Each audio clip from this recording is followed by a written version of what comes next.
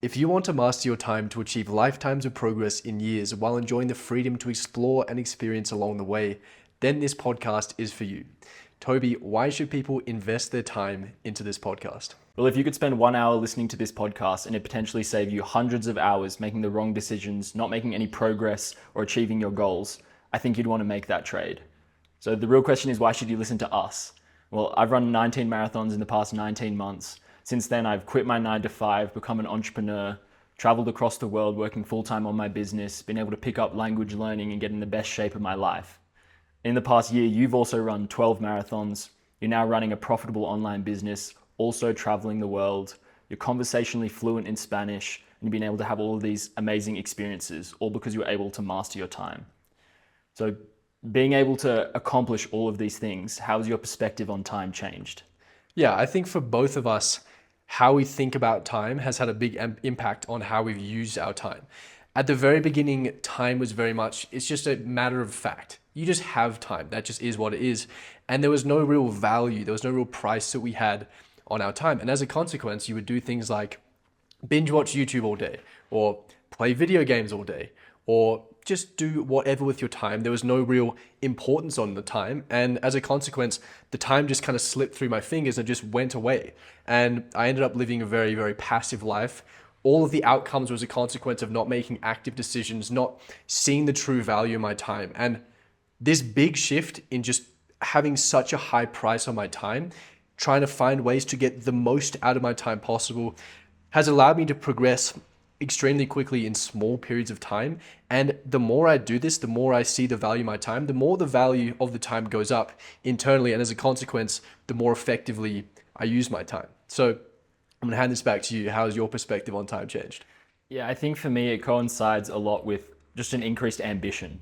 Like when you set a bigger goal for yourself, you see more potential that you can unlock. Suddenly, time isn't just something that's passing you by. It becomes something that's ticking down because the goals that you're now trying to reach seem a little bit more difficult to achieve. And you think, okay, well, I actually need to start making progress, doing things, to progress towards these if I'm ever going to get there. Everyone has a finite amount of time. And so I think that shift of having the ambition, the bigger goal for yourself, is really what allowed me, and I think both of us, to value our time more and then think more deliberately about how we're executing what we're spending our time on so that we could achieve these goals, and also just enjoy the process along the way. Because, like you said, time can just slip by if you spend it just scrolling or mindlessly doing the cheapest dopamine thing that's available to you. Or even when you're working a 9 to 5, your time isn't directly isn't connected to any sort of real outcome. It's not tangible. You're working for some big global company that you're just a small cog in, and so you don't see the time that you're investing in as any tangible outcome. And I think when you separate yourself as an entrepreneur, that becomes very apparent. But even just setting a bigger goal for yourself, having the clock tick down on you, you suddenly realize, okay, time is a lot more valuable. I need to be a bit more precious with what I'm choosing to do, how I'm spending it. Yeah, and I think when you can become personally responsible for the outcomes in your life, this is a big change, especially in this era that we're in right now with AI. AI plus internet, the playing field is very, very even right now. Basically, everyone has relatively similar opportunities. It's never been more level. So really, there is not much that's separating us as humans right now. There's certainly less than there's ever been. So then the question is, how are there people making such extraordinary progress, and how are there people that are doing nothing with their lives? Well, the big resource is time. And time is the same for everyone. There's 24 hours. There's few people that know how to use this resource extremely effectively and make extremely fast progress. And there's people that use their time so ineffectively that they see the same 6 months over and over again, and nothing about their life improves whatsoever. And it all comes down to how effectively can you utilize this extremely valuable resource.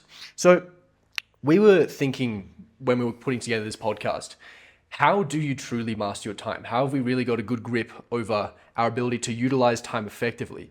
And it all came back to the very, very first thing, which was creating the North Star. We were trying to find another unique way of looking at this, but realistically, it always came back to the North Star. So why is the North Star so important for mastering your time? Yeah, similar to what I was talking about before, it captures your ambition and your desire to actually make progress towards something. So it forces you to value your time because there's now a restraint on, are you going to achieve this outcome? And what are we talking about when we talk about North Star specifically? We're talking about the one goal that is aligned with your purpose, that you're dedicating all of your time and attention and resources to. It's the thing that's most important to you that you want to achieve. It's a single thing. It's a relatively long-term goal that's big and scary and a little bit exciting. Yeah. Yeah. Well, those are the two big factors. It's the goal that's orienting your actions, your life essentially, and it should be a goal that somewhat scares you and somewhat excites you. But for so many people, they don't have this clear vision of where they want to go. What's the one big thing that they're trying to achieve? And if you think about it like you are a ship in the ocean. And for most people, there's just a bunch of fog around the ship. They don't know where they're going. And the North Star gives you a clear direction on where you're going, where you're orienting your actions. Because we're really thinking about how do you master your time? And the first question is, what are you investing your time into? And if you can't answer that question, you can't master your time. And better than what and why is why. Because if you need to be choosing a North Star that's aligned with you. Otherwise, this all kind of falls apart. And it's why it's so important to set the right North Star. But the why behind what you're doing, it will filter down into what you're doing, and ultimately I think will fuel doing the right actions for long enough that you get there, which is what we talk again and again about. And wrapped in that is valuing your time. Yeah. Yeah, well, if you don't have a why, it's very hard to take any meaningful action. I think for both of us, when you live a passive life in a Western country, what happens is you go to school, then you go to university, and then you get a 9-to-5 job. Bar none. Essentially, every single Western country, you will end up living this life if you just float passively through it, right? So the first thing for us was realizing, okay, well, the North Star is to be an entrepreneur. Okay, why do I want to be an entrepreneur? I want to have impact and I want to have freedom of time and location. All right, so if I'm working a 9-to-5 job, can I have impact? Not a huge amount. Can I have time and location freedom? Absolutely not. Impossible. Okay, so we were both in vehicles where we were working 9-to-5 jobs. I did this for a year. You did this for what? It's 3. Almost 3, right? It's hard to say master your time if you're working on the wrong things. Because the first thing is, but you're working a job that's leading you somewhere you don't want to be. This is the majority of your waking hours. Well, this is the very first thing that we have to identify as the problem and kind of get rid of. We need to be working on the right things, and knowing where we're going is extremely important in doing this. Yeah, and like we talk about the North Star, I like to talk about the push and the pull. And you have the pull towards the North Star, which is like, your purpose, your drive, the alignment with where you want to be. And you have the push of, well, now there's a gap between where you currently are and where you want to be. And, that's motivating. And that also, makes you think about time differently. It makes you value it more because, there's a gap that you then need to close down. There's a certain amount of time that you want to be able to close that gap and become this person, achieve this thing. So, yeah. I mean, it's unsurprising that we came back to the North Star as the pinnacle starting point for valuing your time. Because realistically, time is just how do we allocate our actions? How do we allocate our energy? And if you don't know where to go, then you can go in every single direction, but it's not going to matter. Yeah, So, you'll be efficient with your time, but it won't matter because you're not heading where you wanted to be. So it's kind of all relative and personal to you because you can be really efficient in your 9-to-5, but it's not leading you where you want to be, to your North Star. Then it's actually just 0% effectiveness because you're not going in the right direction. Yeah. So if you're listening to this now, before we talk about anything else, if you don't have a clear North Star, if you don't know where to go, none of this is going to help you. None of this will help you if you're not in a vehicle that's taking you to where you want to go, because you're just becoming more efficient at taking you somewhere you don't want to be in the end anyway. So all of this comes downstream from having a goal that is actually going to take you to where you want to go. Assuming that you have this, assuming that you're actually in a vehicle that you want to go, that's going to take you where you want to be, then what's the next step? Well, you have a goal and now it's, okay, what are the inputs? What do I have to do to get there?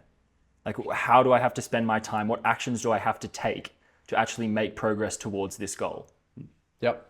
The inputs are the next step. Every single action you take is basically moving you towards the goals. There are certain inputs that you're going to take that are going to get you closer, faster. Some are going to take you longer.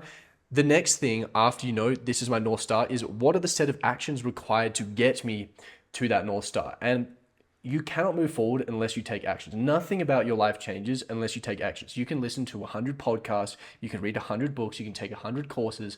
Nothing about your life changes unless you take action.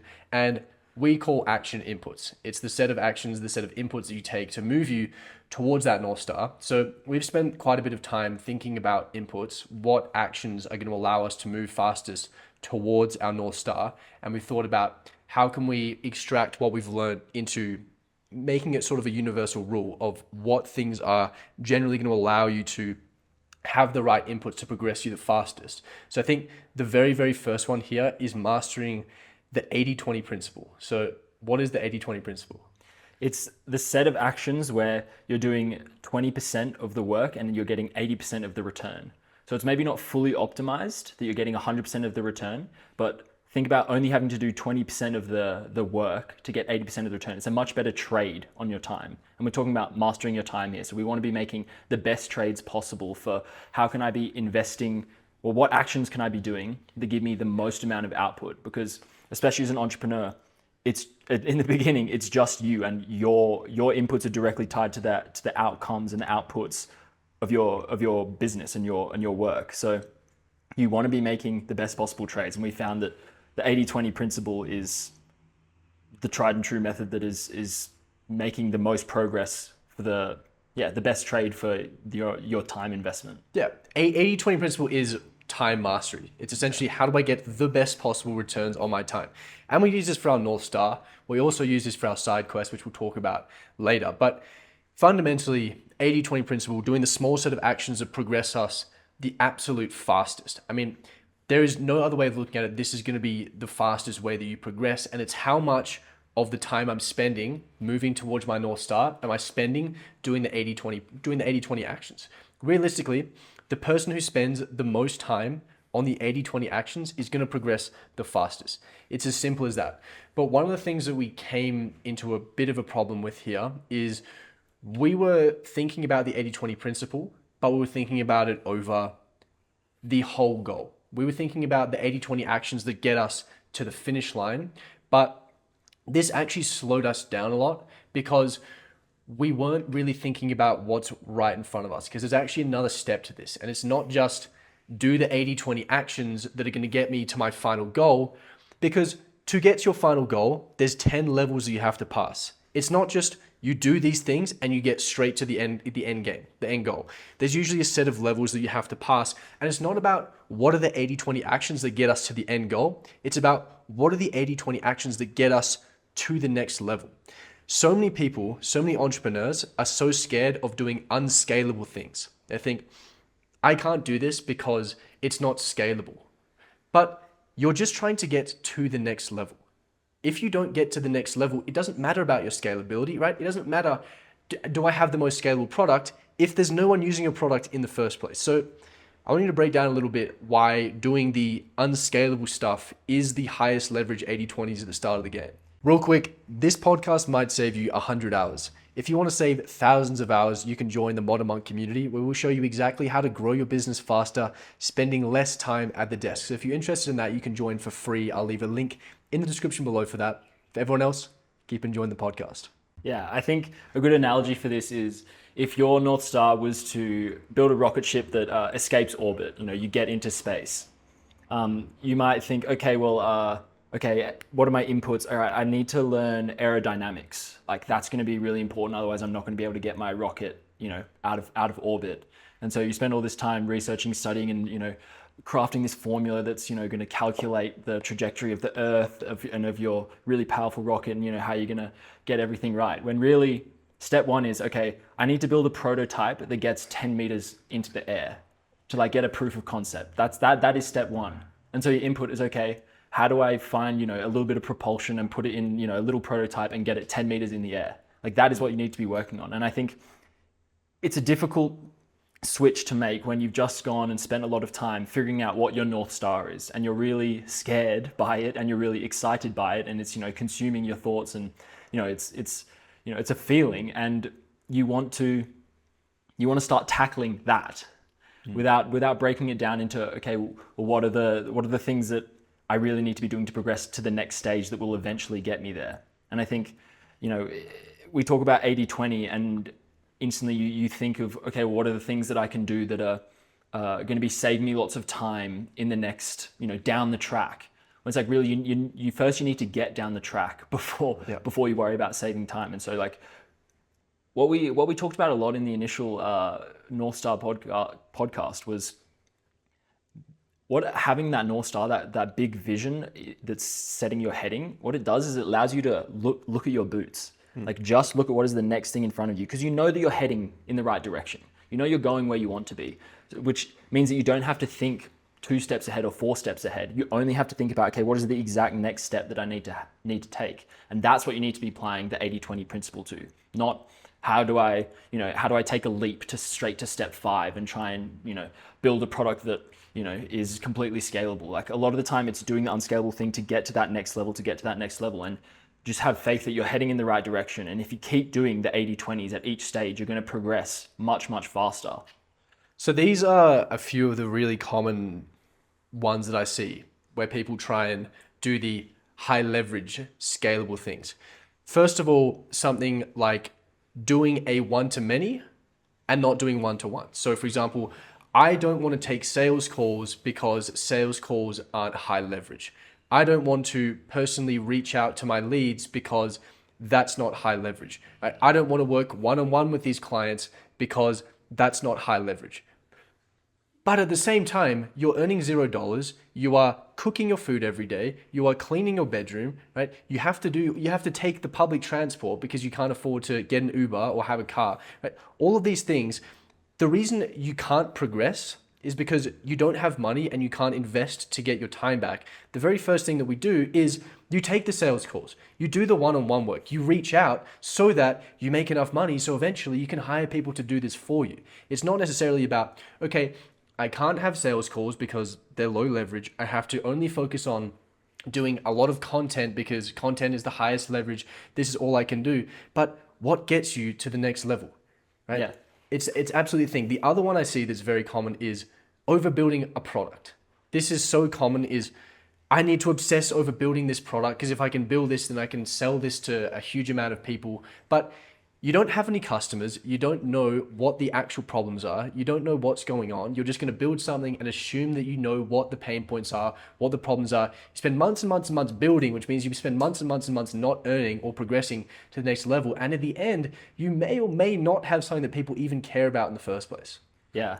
Like doing the unscalable things, it gets you money and it gets you experience. Not the kind of level that you need to reach your North Star, but those 2 things are really powerful tools. Like with money, you can buy back your time. So you're not cooking your food, so that you're not worrying about wasting time on transport. So you're not cleaning your own room. That instantly gives you time back. Like that investment to unlock more hours, usable hours in your day, you'll never have a better trade than that. So doing the unscalable things at the beginning so that you have a little bit of money so you can use that as a tool to unlock more time is the best trade you can make. Yeah. And the same thing with product building is, if you just build a product, like you're at level 0 and you're trying to build a product that will get you to level 10, you don't have the experience that you need to actually build the things that are going to be useful to the people you're trying to sell to. I personally fell into this trap time and time again. Like I spent 6 weeks building what I thought would be this, fully automated service that I could just hand off to people and they would use, and it would bring them, all the success and money that they wanted. And the reality was I didn't have the experience of using any of the tools that I was suggesting to people and doing the implementation and doing the one-on-one and getting the feedback to know what was actually going to be valuable. And so you end up thinking you're working on 80-20s, investing all of this time into a product that then doesn't actually progress you to level 2. You think it's good for level 4, but by the time you actually do the unscalable things and get the information and the money to pass level 2 and level 3, you'll have all of this experience and all this money to be able to tackle the problem and actually, create something that gets you from level 4 to level 5. It seems like so simple and easy to talk about now, but having gone through that process of being at level 0 and trying to create a level 4 product, it happens. It's frustrating. Yeah. And it just slows you down so much. And for most people, especially who are starting out, the problem is your likelihood of quitting. Your real risk is the likelihood that you give up.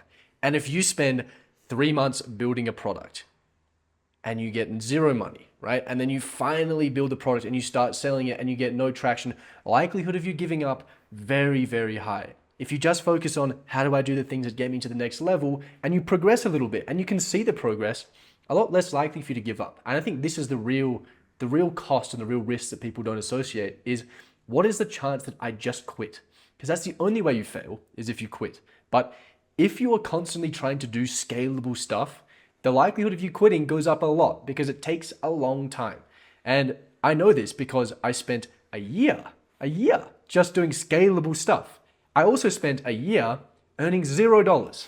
A year earning not a single dollar by doing this. And when I started realizing, okay, I need to just stop doing all this really highly scalable, high leverage stuff, it's when I finally started making some money. And there was a huge, huge difference, a massive difference. But I think when we think about the 80-20s and the high leverage stuff, what is high leverage? High leverage is what gives me the best return on my time right now. And the best return on your time is the thing that takes you the fastest to the next level of the game. And very, very likely right now, that is unscalable stuff. Basically, if you're an entrepreneur, basically every single business is scalable. You just hire people to do the stuff that you don't want to do while you trade your time up. This is all a trading game of just trading for better and better and better. But if you decide I'm not going to do any scalable stuff, you don't have money to pay other people to do low leverage work. And what is more low leverage? Taking a sales call or cooking dinner, right? If you can't pay people to do the lowest leverage tasks, then you are stuck just doing garbage, even if you think it's high leverage.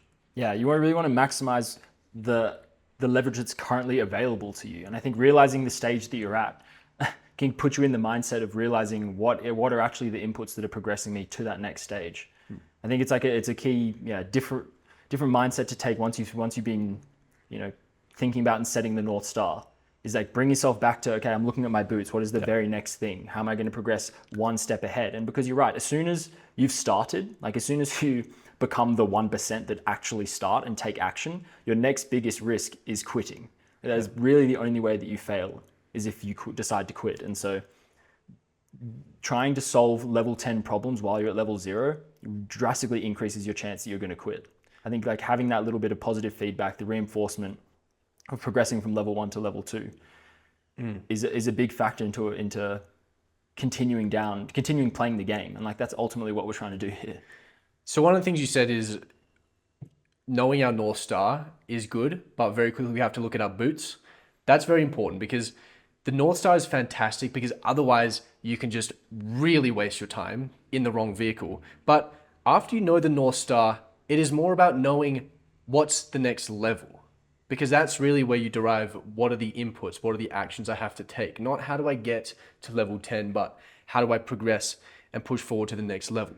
And we talk about quitting, but one of the big things here is how long can we do this for? How long can we continue and stay in this vehicle? Because if you can do it forever, you never fail. You can't fail. But the question is, how do we set up our inputs in a way that allows us to be consistent? Yeah, and I think it's the realization we came to when we were talking about this podcast is separating inputs from just the pure volume that you're doing, because you can be super consistent with the amount of volume that you're doing. Your inputs might change as you progress from level to level, and they should change. But what shouldn't change is you just making the progress, not quitting, putting in the volume.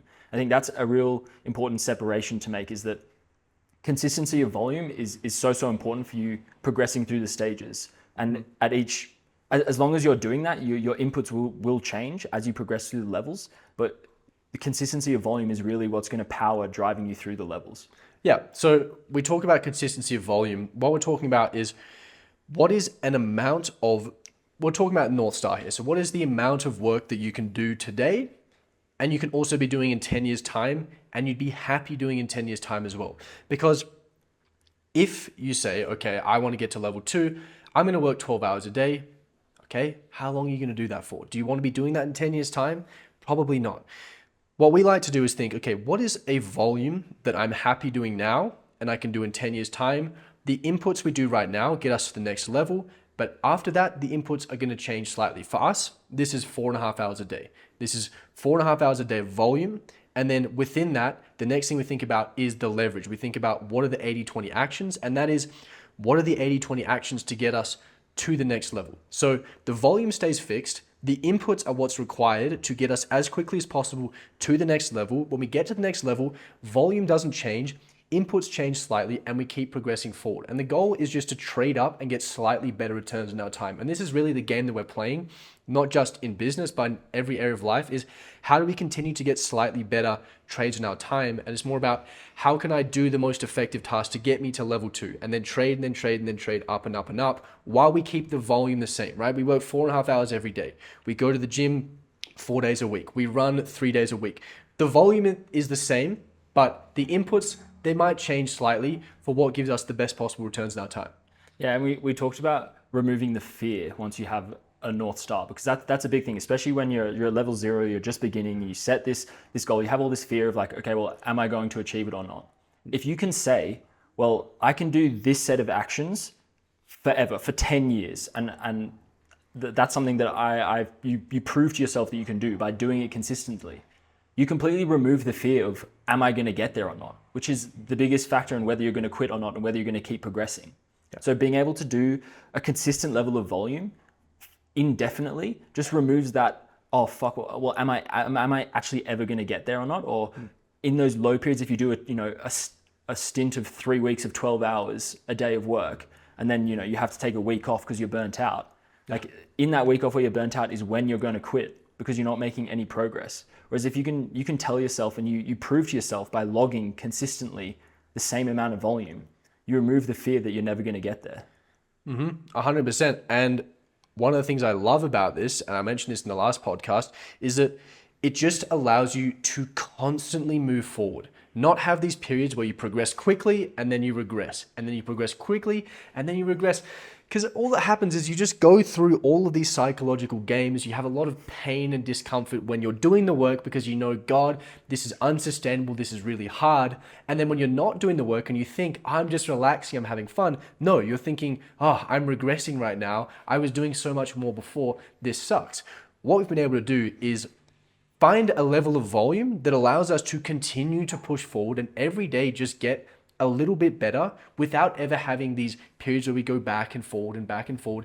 It's just very, very, very consistent, and we can just do this forever. It just never has to stop. If you never stop, you never quit, and you just continue pushing and pushing and pushing and pushing forward. Feels good. Yeah, and I think there's also two things that stack on top of consistently putting in the same amount of volume rather than having peaks and troughs of lots of volume and then none at all, is that you're constantly in the mindset of you're problem solving, you're tackling the challenges. And so you get the idea that comes to you at 8 p.m. at night because you're just putting in a little bit of time. You're tackling the thing that's right in front of you. You get this kind of consistent effect throughout, all of the downtime when you're not working, where you're still kind of like, it's ticking along in the background and you're making these discoveries. And sometimes they're really important ones that actually, change how you think about a problem and unlock the next level.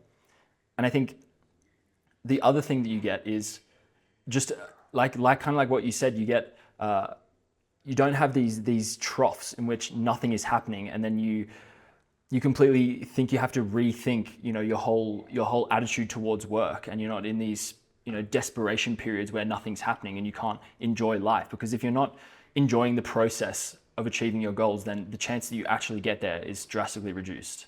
Yeah. When do you think about quitting? When do you have all these doubts come into your head? It's never when you're working. It's never when you're doing stuff. It's always when you're not. It's always on these times where you're just kind of thinking, oh God, I'm not doing this, or oh, is this going to work? And when you always just have a little bit of you pushing and pushing and pushing and pushing forward, it's really good. But the way we talk about this sounds like we're spending all day working. This is all we do. But it's not the case, because we're thinking, do I want to do this now or do I want to do this in 10 years time? The answer should be yes for both. I want to do this now and I want to do this in 10 years time. And what do I want to be doing in 10 years time? Well, I want to be pushing forward my goals, but I also want to be enjoying right? There's a reason that we want to build a business, right? Yes, we want to have impact, but it's also because we know, okay, I can have time freedom, I can have location freedom, I have unlocked so much more of the world because of the income I have. Great, but if you're working 12 hours a day, then what's the point of time, location freedom, and unlocking more stuff if you can't use it? What we've been able to do is find a way to push forward our goals, push forward our side quests, and also have freedom to enjoy what we're building at the same time. And I think this is really where being able to master your time is important, because otherwise, if you don't master your time, then the business, it just leaks into the rest of your day. You end up spending your whole day at the desk. You never get to enjoy anything. You never push anything else forward. Like, this is where mastering your time is really important. Yeah, because if you decide that, okay, well, I can work for 4.5 hours, less than half the day, and I can do that for 10 years, then you have the rest of the day to create a life that you enjoy, and you can be living it while you're progressing your business, which means that you never want to quit. And ultimately, you make way more progress in having peaks and troughs and periods where you don't do anything. And so like we found that is just, it's almost like the 80-20 thing to do, is just to be working a little bit all the time. Yep. And on top of that, it means that the way you structure it, if you push the 80-20s forward in your North Star, if you push the 80-20s for your side quests, and then you enjoy the freedom, and you can do this every single day, all of this freedom comes on the back end of a great amount of progress you just push forward. It's like eating the dessert at the end of the day. It tastes so much sweeter than if you go, all right, I'm going to stop my business for 2 weeks and go on holidays. Yeah, okay, but do you really enjoy it that much? Or is there a little part of your brain going, yeah, but I'm not pushing forward. I'm doing this to enjoy myself, but I'm sacrificing my goals. Being able to push everything forward and also have this freedom coming on the back end of this progress, mentally, it feels a lot better. Yeah, I mean, I like what you said about dessert there, because essentially what we're doing is having like, a breakfast, a lunch, and a dessert, a dinner, and then a dessert across every day. And so it's repeatable. You want to do it every day. There's enough like variety that's the spice of life, that you're enjoying more of everything. You're enjoying the work more. You're enjoying, the time off more. You're able to, make more progress in the other things you care about, like health and relationships. And so that's more enjoyable, rather than like, okay, let's eat breakfast for a month straight while we're working on the business, and then let's go eat dessert for 2 weeks. Yes. Like, dessert on day 3 is not very enjoyable if you've had it on day 1 and day 2 and all you're doing is eating dessert. Like, you want this variety, and it makes everything more enjoyable, because time starts compounding for you when you're making little bits of progress every day. Like, if you can run 3 times a week, your running progresses a lot faster than doing a 1-month running block where I'm going to run, twice every single day. Like, when you master time, you're really letting it compound into all the little aspects of your life. And when you break it down, that you're doing you're doing the things you care about. You're working on your business or your career. You're building up wealth. You're working on your health. You're taking care of yourself. You're eating the right things. You're working out, running, whatever you care about. And then you also have off time where you can be building relationships, crafting a life you enjoy. Time is compounding on all 3 of those things at the same time, rather than, okay, well, I'm dedicating everything to work, and the other things are just, left to die, left to wither away while you're not working on them. And then when you do work on them, they're less enjoyable because it's all that you're doing. Yeah. Anyone who goes to the gym, it would be kind of like, okay, I'm going to work out for 8 hours today, and then I'm not going to work out for the rest of the week. And then I'm going to do it again next week. So, okay, why don't we just take that 8 hours and work out 4 hours and split it across 4 workouts over the course of the week? Zoom out. You're going to get a lot more jacked, and you're not spending 8 hours in the gym at once. If we do the maths on this, for people, for example, in the 9 to 5, they will work about 9 hours a day every day, add transportation, 10 hours a day every day, 5 days a week. Okay, weekend, you got 2 days off. Okay, so you essentially have used all of your waking hours working 5 days a week, and then you get 2 days off. So that's, what would that be? About 20% of your day, of your life is freedom, maybe less than that. Or you can work every single day for 4 hours in a day, 4.5 hours a day, and then have the entire back end of your day, the entire 2/3 of your day to enjoy in complete freedom.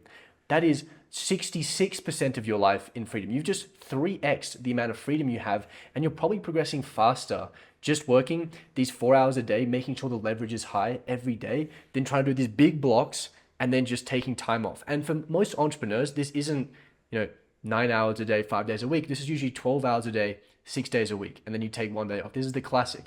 And all this means is you have, what, 15% of your life in freedom, and the rest of the time you're eating breakfast, as we say.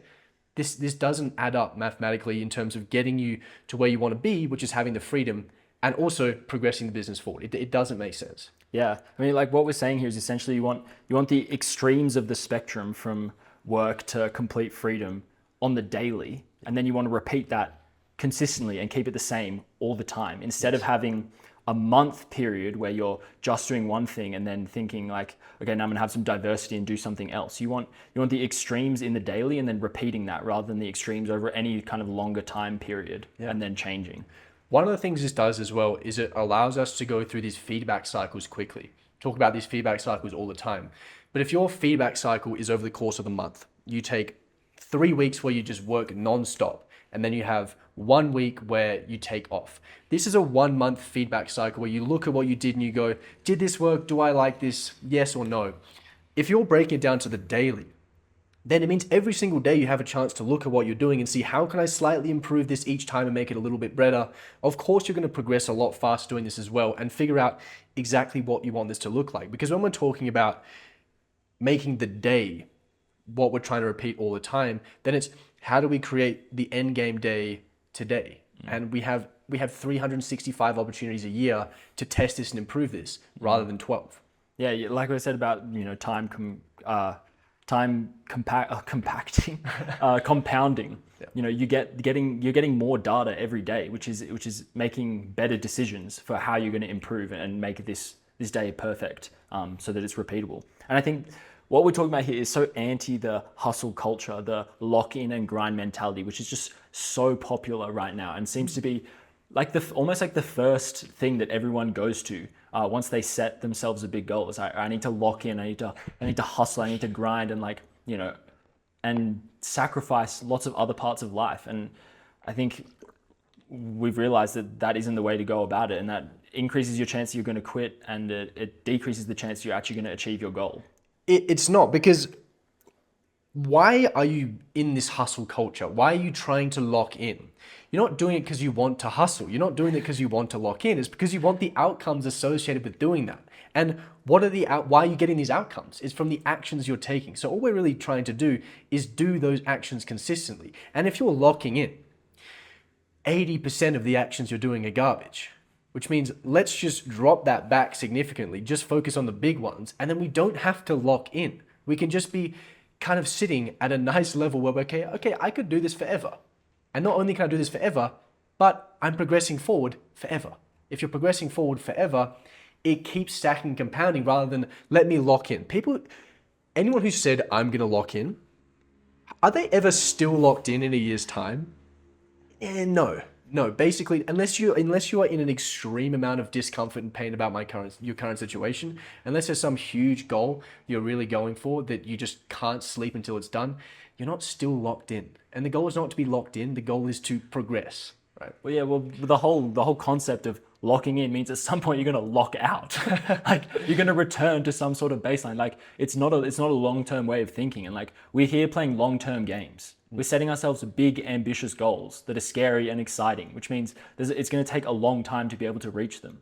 Yeah. And so why are we playing a short-term game of lock-in hustle if the goal is a long-term goal? It's going to take time to get there. Yeah. It doesn't make sense. And I think, it's unfortunately what is most prevalent out there right now is the lock-in hustle culture, but it didn't work for us, and I don't think it's the way to go about it. I think having this repeatable day where you can consistently be making progress on multiple things that matter to you, the business, your health, your relationships, and being able to do that consistently over a long period of time is a much better equation for achieving success and being able to enjoy the process while you do it. Because when you lock in, you're probably not enjoying your life very much. Like you might get a bit of satisfaction from the progress, but it never lasts, and all the things that you've left to wither away come back to bite you.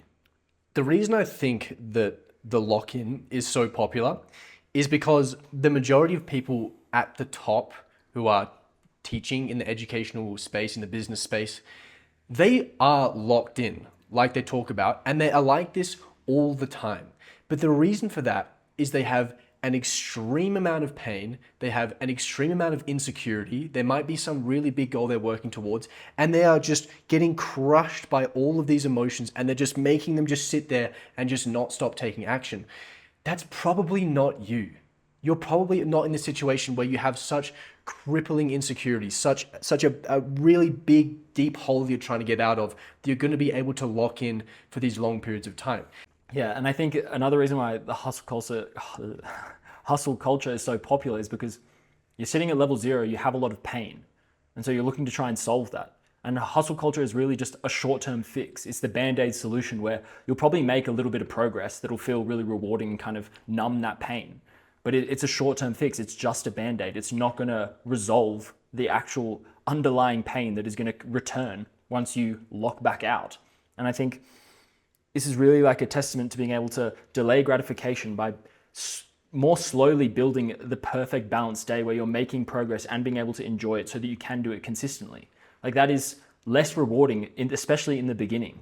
And so it's more difficult, and it's a more long-term way of going about it. And you don't get that instant gratification of, oh, well, I made like, I put 10 hours in today and yesterday and the day before, and I made all this progress. You don't get that, maybe that instant reward to deal with the pain, but that the pain returns. And I think doing what we're talking about here is really the antidote long term.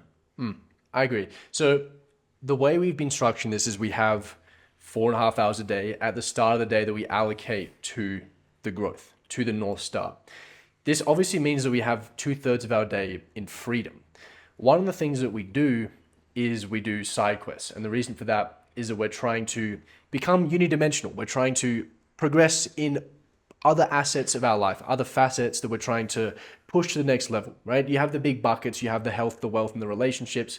I bet you everyone who's locked in for long periods of time at the very top, they don't really have these things super dialed in because they're hyper obsessed over one. So how have we been going through adding these side quests as a part of our ability to master our time and progress forward in different assets? Yeah, well, as you keep making 80-20 trades, you're getting a little bit of time back because you're being more efficient with what you're working on. And so you realize, okay, well, I don't need to be working 10 hours a day, especially not if I'm going to be working every day for the next 10 years. In the 4.5 hours of work that I do, I can make enough progress that I can guarantee success in the long term if I just keep doing that. Okay, so now you've unlocked a lot of time back. You can think, okay, what else is important to you? If you think about it for long enough, it'll come down to health and relationships if wealth is taken care of by work. And so, naturally you can just allocate the rest of your time to other meaningful pursuits. Like for us, that's getting in shape, working out and running. And then, that only is like 2 hours a day max. And so then we have a lot of this other time where we can then just focus on building relationships, enjoying life, exploring new places, trying to live as extraordinarily as possible and, have a story to tell. Yeah. And like we've been able to achieve that partly because of choosing a good vehicle with our businesses where we have location freedom, so we can be in Mexico City, like where we are right now, and our time off every day, it can be spent exploring and enjoying. Yeah. So with the side quests, the 80-20 principle, you have to live or die by it, basically, because by definition, it's a side quest. It's not the main goal, right? It sits on the back end of your day. If you decide to not 80-20 the side quest, for example, if you decide, okay, I need to be in the gym 3 hours a day and I need to be hyper obsessing over my food and cooking all the time, all that's going to happen is that it just bleeds into this time that you have of pure freedom. Like the reason we do side quests is that they're going to be a complement to our life. We think that they're going to help us out in some ways. So for example, some recent side quests we've had, getting in shape, right? Okay, you walk around with your body. If your body looks better, that's great. It's also better for your health.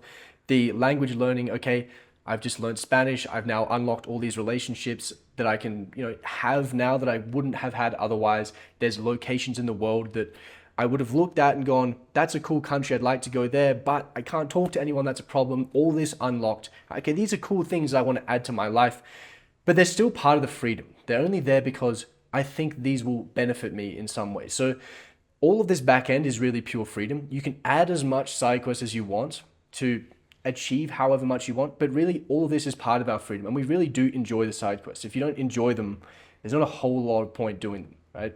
I guess for health, You probably want to have a decent level of health just in terms of overall well-being. But for most side quests, you're just doing them because you like doing them. And it's all part of this freedom that you get at the back end of the day. And if you can really 80-20 these, you can actually push them forward pretty quickly. You mentioned, I was able to become conversationally fluent in Spanish in 7 months. We were able to run 12 marathons in 12 months as a beginner runner. You can progress these really quickly, but it doesn't have to be the obsession. It doesn't have to be the focus. You just have to make sure that you have the inputs right and you really focus on the 80-20s. Yeah, you're just letting time compound, and that's the beauty of being able to do them every day, and still and still have time where you're purposefully de-optimized and just enjoying. The whole reason that you've made all these decisions, you've made all these sacrifices, you're doing all these things, is to build a life that you enjoy living ultimately. And so being able to factor that into every day and have that on the back of all the progress that you're making, it really just it stacks basically. You get the longer term fulfillment from making the progress in all these different areas of life, and you also get to enjoy doing it right now instead of sacrificing for it over a long period of time and waiting for some reward or some payoff. Because really, you see all those people who have these great accomplishments and they're standing on the podium, and it really does just last 5 seconds. And then you go back to, okay, what does your day actually look like? What are you actually doing? How are you spending your time? And so we come back to mastering your time is so that you can have more of the progress and also more of the enjoyment and more of the fulfillment into your life. And we found that, for us, it's 4.5 hours a day, 2 or so hours on exercise, and then building a life where we get to enjoy relationships and places and experiences that, we'll look back on really fondly. And this is one of the big reasons that we do the North Star first, and we focus on doing the really high leverage tasks, high leverage to move you to the next level. Forget about the impact side of things, because hopefully you've chosen a business and a vehicle that has the impact that you want to have. But if we look purely at the monetary side of things, the faster we can progress through the levels and level up, the more capital we have to spend, the more time that we can buy back to enjoy this freedom on the back end of the day, to not do admin tasks you don't want to do, but also the better the freedom becomes. Because if you're earning a couple $1,000s a month, a lot of the world is locked to you. You might not have unlocked restaurants. You might not have unlocked sports events. You might not have unlocked different countries or countries that you want to be in.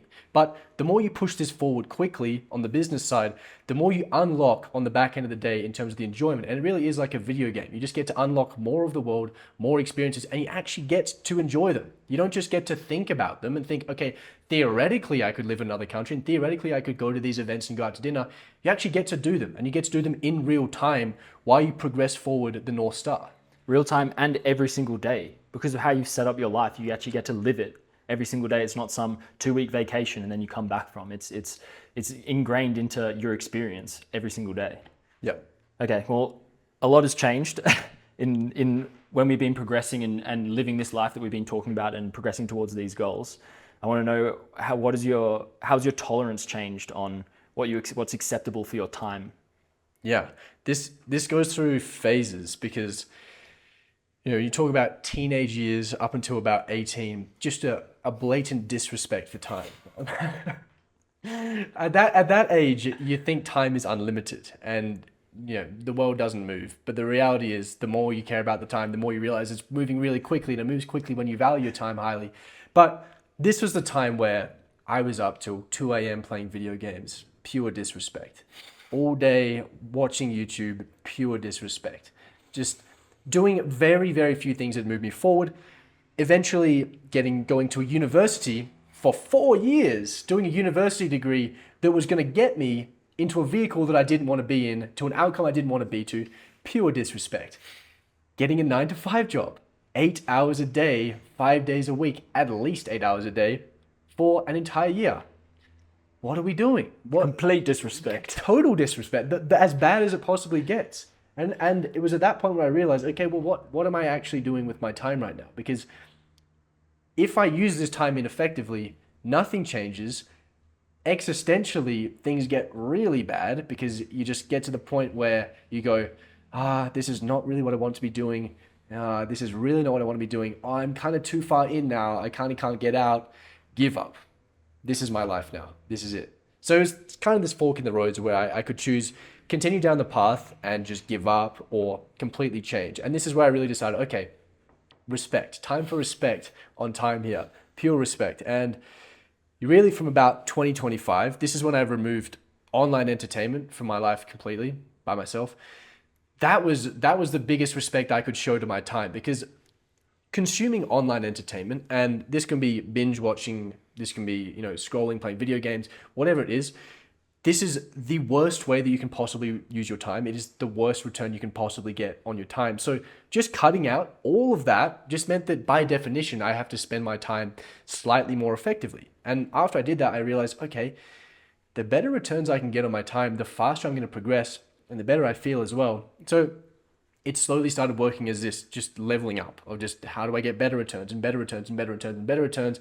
And it got to a point probably at the start of this year, start of 2026, where it was like, great, I'm getting really good returns on my time, but I'm also just spending all of my time working and not really enjoying anything. And then it was a time to look at my time and go, how do I get even better returns on my time so I can have this back end of the day back to actually enjoy the reason I'm trying to get better returns on my time in the first place. So this is kind of the full evolution that I've gone through, and kind of ended up at the point where I have my volume fixed, and then it's just how do I crank up the leverage as much as possible, leverage being at the level I'm currently at, to get better and better and better and better. This is my time for freedom. And there's just a clear separation between this is work on my North Star, these are my side quests, this is my freedom. And I just respect those blocks and try and get the best returns on my time here, the best returns on my time here, and just enjoy here. Yeah. That's the evolution. I mean, it seems like as you were progressing through life from 18-year-old stage to uni stage, you were starting to get a little bit more autonomy about what you want from life and a bit more clarity on who you want to become. And then I think that started building the pain of, okay, well now I'm not doing anything to get there. And so then you had to suddenly start valuing your time a bit more, because there was actually something that you were trying to work towards, that you were realizing that you were spending all this time doing the worst things possible. And this started with online entertainment was a clear first hurdle, which was the worst way to spend your time. And I think since then it's just been optimizing and improving. It was the North Star. The North Star wasn't clear, but the North Star at that point is I'm going to be an entrepreneur. And that means that everything that you're doing that's not moving towards that suddenly adds a bit of pain because you go, well, now I'm just not moving towards it. So it did start, although it was vague and ambiguous, not specific whatsoever, it did start with the North Star, because as soon as I had this, it now becomes, okay, now all of my actions are either moving me towards this or not. So I go back to the North Star. It is really where it all began. Yeah. So for you, how has the value on your time changed over time? How has the way you've thought about time, how has this all changed? I mean, the biggest thing that I've noticed that I wanted to reflect back on is I can distinctly remember feeling like I needed an excuse to say no to any sort of opportunity that came my way. Like my calendar was free and someone said, hey, come do this. Or like, it was just like I guess I have to do that. And I think, again, it comes down to not having clarity on where you want to go and who you want to be, because then you're making decisions in the moment about, okay, well, should I do this thing? Should I take this opportunity? Can I? And then there's the social pressure of, okay, can I say no to this person? Do I have like a reason to give them, or a reason that I'm giving myself? And I think and giving it to yourself is really the biggest thing. If you don't have a reason as to why you can say no to other opportunities and choose to work on certain things, then you're just going to end up continuing to float through life and be wasting a lot of your time, and the potential that you have to live an extraordinary life and achieve all of these amazing things is just withering away. So having that self-respect, and I distinctly remember being able to say no when people asked me to do things, or when there were certain opportunities, and not feeling like I needed a reason to give other people, just because I knew that, okay, well, I'm working towards, this North Star. And so my time is a little bit more valuable to me now. I want to be spending it doing things that are going to progress me in either my health, my wealth, or my relationships. But that's a good measure, I think, of something you experience on the day-to-day a lot, is people asking for your time and how willingly do you give it up? Because that's ultimately a measure of how much do you value it. Because if you're willing to just give it up to absolutely everyone on the street all the time with no reason, then you're not valuing your time. So one of the things that we've done recently, which you started this, is as soon as we moved to South America, started the digital nomad journey back in April, you said, I'm going sober. And I was like, good idea. I'm gonna do it as well. That sounds good. And that has been a lot of being able to say no. And I think before that, because I've known for a long time, shocker, alcohol is terrible for you. The Whoop What? really reminded Wait, me. what? So I'm going to tell you guys something that you may not have already known, but yes, alcohol is really bad for you. Anyone who has a Whoop for 2 years and is still consuming alcohol probably is not doing their maths correctly. But I had a clear reason. It's like, okay, this is giving you 1% recovery scores. You can run a marathon and the worst you're getting is about a 35%. This is destroying your health. But why are you saying no? Why would you say no to going out and doing all these things? And having this clear why has made it so much better. And the amount of times you've had to say no keeps going up. And it's not just, going out and drinking. It's also, okay, we're at a party and it's approaching bedtime. Do we go out or do we say no, I'm going to bed? And it's like, no, I'm not going out because there is this big thing I have to do tomorrow called my work block that I do every single morning without fail. It's like, this is my freedom time, but this doesn't push past and impact all the other areas of our lives. And I think I've really noticed for you, just keep getting better and better and better at being able to say no. And it's very powerful to be able to say no. And when you have the clear why, it makes it a little bit easier. Yeah, and I mean, you said that I have to go to bed and then I have to do the deep work block. But I think the beauty of what we're talking about here is that it becomes want. Like you less and less, you desire the things that aren't good for you less and less, and you desire things that are good for you more and more as you live this as like a daily cycle on repeat. And you're doing the right things and you're feeling the progress. You're letting time compound and you feel like you're in the zone. You're having all this progress. It becomes easier to say yes to the things that are good for you. Like you'd be going to bed on time, the no to the alcohol, I want to get up out of bed and start working. Like it's a really cool thing. And this is one of the big reasons why the 80-20 is so important and why we're 80-20 getting ourselves to the next level. Because if you're not 80-20ing, you're getting poor returns in your work time. If you're not doing the things to get you to the next level, you're getting poor returns on that time again. Doubly poor returns on your time. And what does that mean? Well, it means you're progressing slower, which means you're getting less feedback that you're doing the right things. And if you're getting less feedback of, yes, this is the right thing to do, I'm progressing forward, there's more doubt as to, but why am I saying no to going out? Why am I saying no to drinking? I have no proof that what I'm doing right now is pushing me forward. And the better returns we can get in our time, the faster we progress, and the faster we progress, the faster we get this positive affirmation that yes, you're doing the right thing. This is why you go to bed at this time. This is why you do the deep work blocks. This is why you exercise. It all makes a lot more sense when you can see the feedback of actually getting results. You have to be very strong-willed to be able to go a long period of time without getting any results. This is just decreasing the likelihood that you need to be strong-willed. We would rather just progress quickly for a lot of reasons. Yeah, no, I couldn't agree more. And I think, I think it's been a great journey that we've been on mastering our time. And I don't think it's over yet. I think we'll keep discovering, little improvements here or there. But I mean, right now it really does feel like, we live the exact life that we set out to, and we've been able to use all of these 80-20s to get to this point where we've made all these changes and we're making the progress that we want to, and we live the same day on repeat, and we're still pinching ourselves and talking to each other about holy shit, can you believe this is the life we're at, and this is the progress we've been able to make in this amount of time. Like it seems unfathomable, or it would have back 6 months ago, a year ago, before we'd started making all of these changes and valuing our time like we do now. But it really just goes to show that once you do, you really can make lifetimes of progress in years. Yeah, people talk about the game. Maybe it's the game of business or the game of health. The game that we're playing right now is time. If you're playing the game of business, it's really how do I get the best returns on my time. If you're playing the game of health, it's all about how do I get the best returns on our time. And this is the game we're playing. We keep the volume fixed and we just try and get better and better and better returns on our time every single day. Every single day, that's all we're doing is trying to get better returns on our time. And if you start playing this game, you're going to start liking life and you're going to start progressing pretty quickly. 100%, yeah. Enjoyment, progress, all things on the other side of starting to value your time. The art of fulfillment while we make progress. Don't hear a lot of people talking about that. Yeah, it's a good catchphrase. Yeah. All right. Any parting words? No, I think we've said what we need to say. I think anyone who listened to this for an hour is starting to value their time a little bit more. And I think implementing the things we've talked about with the 80-20 principle, with the North Star, I think the earlier you do these things, the more hundreds of hours you're going to save yourself down the track, wasting your time. Yes. Time to take action. It's time. All right. Well, we'll see you next week. See you then. Cheers.